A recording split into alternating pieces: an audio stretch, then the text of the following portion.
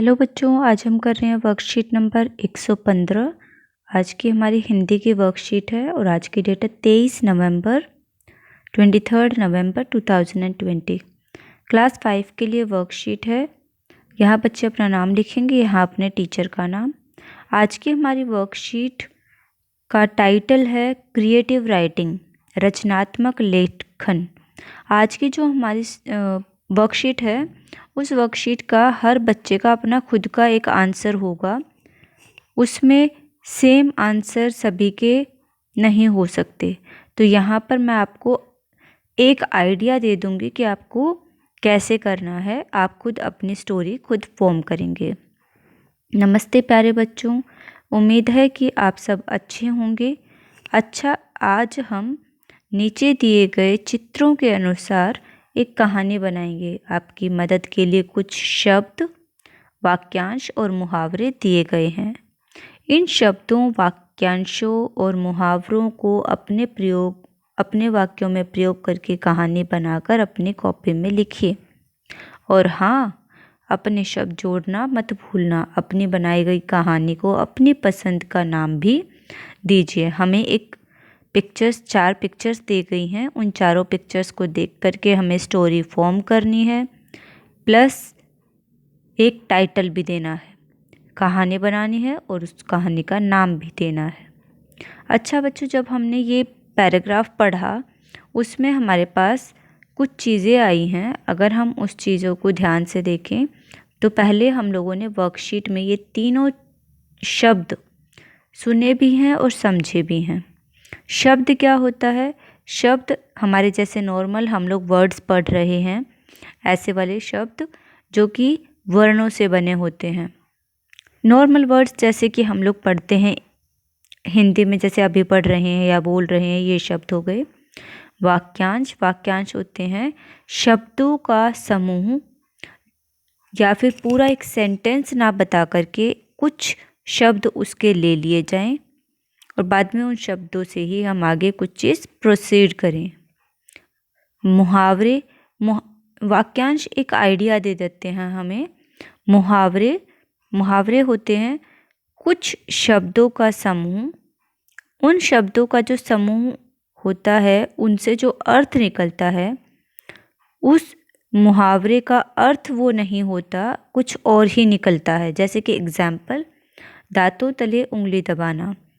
अगर हम सोचें, दांतों तले उंगली दबाना का मतलब क्या होगा कि अपने मुंह में फिंगर डाल करके दांतों के बीच में दबा लो। लेकिन इसका ये मतलब नहीं होता। दांतों तले उंगली दबाना होता है बहुत ज़्यादा किसी चीज़ को देख करके शॉक हो जाना, सरप्राइज हो जाना। अच्छा, ये चीज़ ऐसे है, या फिर कोई भी चीज़ जैसे कि आप किसी भी चीज़ को देख करके आश्चर्यचकित हो जाते हैं। यहाँ तक समझ आ गया? ये तीनों वर्ड्स समझ आ गए, शब्द, वाक्यांश और मुहावरे। अब हमें कुछ हिंट दिए गए हैं। उन हिंट्स को देखते हुए हमें नीचे की स्टोरी फॉर्म करनी है पिक्चर में सीरियल नंबर के हिसाब से। साइकिल, रास्ता, मुर्गा, गिलहरी, दांतों तले उंगली दबाना, हवा से बातें करना। दांतों तले उंगली दबाना, इसका अगर हम मीनिंग देखें तो क्या मीनिंग हुआ दांतों तले उंगली दबाना का? बहुत ज़्यादा सरप्राइज हो जाना किसी चीज़ से। हवा से बातें करना, साइकिल या बाइक या फिर स्कूटर, या फिर अगर हम रेस भी लगा रहे हैं तो इतनी तेज़ दौड़ें या इतने तेज़ चलाएं अपने व्हीकल को मानो कि हम हवा के रफ्तार से चल रहे हों, हवा की स्पीड से चल रहे हों। हवा से बातें करना हो गया। आंखें फटी की फटी रह जाना, यानी कि बहुत ज़्यादा शॉक हो जाना कि अच्छा, या फिर जैसे कि हम लोग किसी भी चीज़ को देख करके आंखें बिल्कुल ऐसे फटी की फटी रह जाना, काफ़ी देर तक वो चीज़ दिमाग में हमारे प्रोसेस ही नहीं होती। अच्छा, ऐसा भी हो सकता है, अच्छा उसने ऐसा किया, ये वाले। रस्सी पर सुखाए कपड़े, ये हो गया हमारा वाक्यांश। घास का गट्ठर, तितर बितर होना, मुहावरा हो गया। तितर बितर होना यानी कि कोई चीज़ बिखर जाना।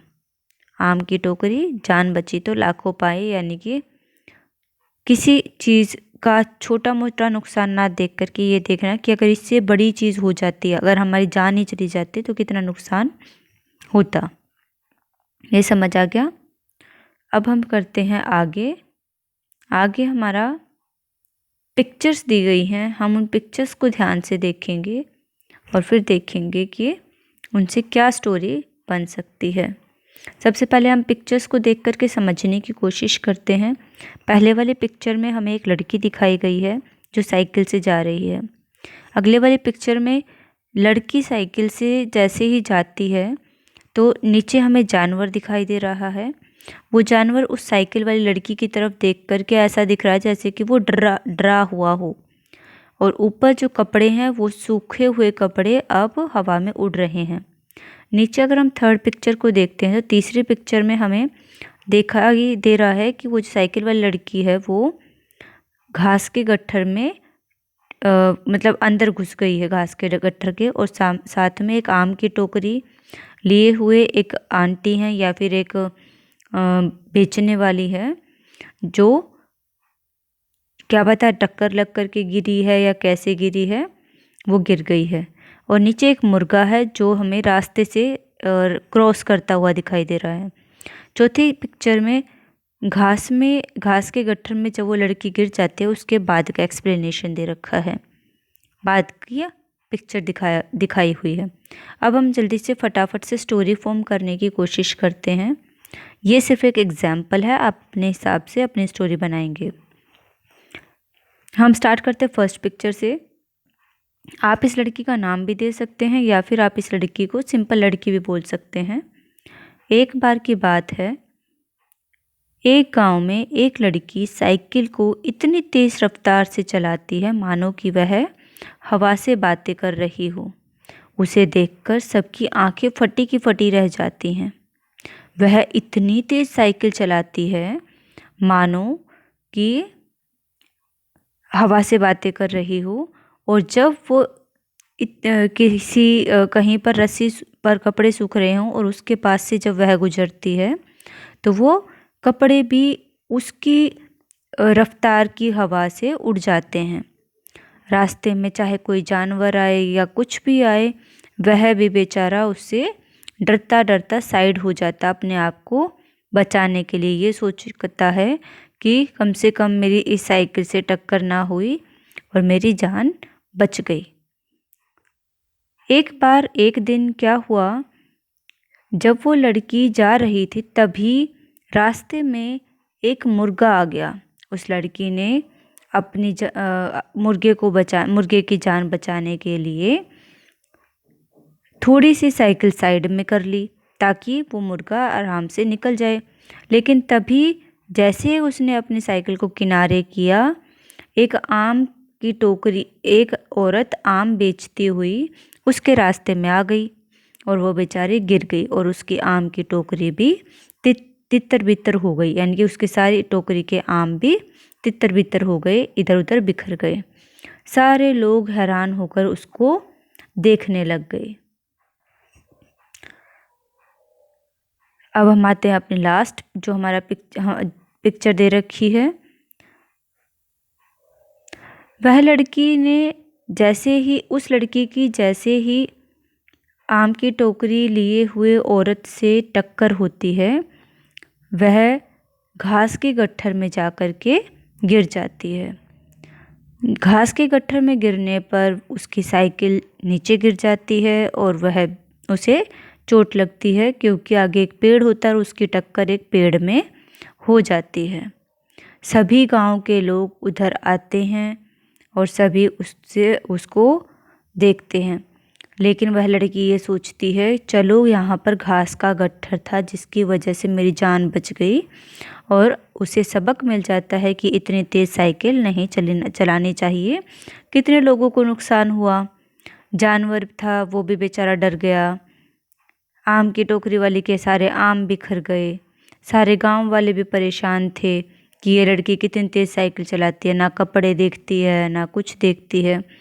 और उस लड़की को अच्छा सबक मिला जब वह वहाँ पेड़ से टकराई और गिर गई। अब वह लड़की ने अपने आप को समझाया कि आगे से वह कभी भी इतनी तेज़ साइकिल नहीं चलाएगी। आज तो उसकी जान बच गई, जान बची तो लाखों पाए। अब पेरेंट्स के लिए एक सुझाव दिया गया है, बच्चों को समझाएं कि हमें प्रत्येक काम सावधानी पूर्वक करना चाहिए, क्योंकि सावधानी हटी दुर्घटना घटी। तो ये आप अपने पेरेंट्स के साथ डिस्कस करेंगे इस सेंटेंस पर भी, और आपके जो ये कि हर काम सावधानी पूर्वक करना चाहिए इस बेसिस पर भी। और यहाँ हमारी वर्कशीट कंप्लीट होती है।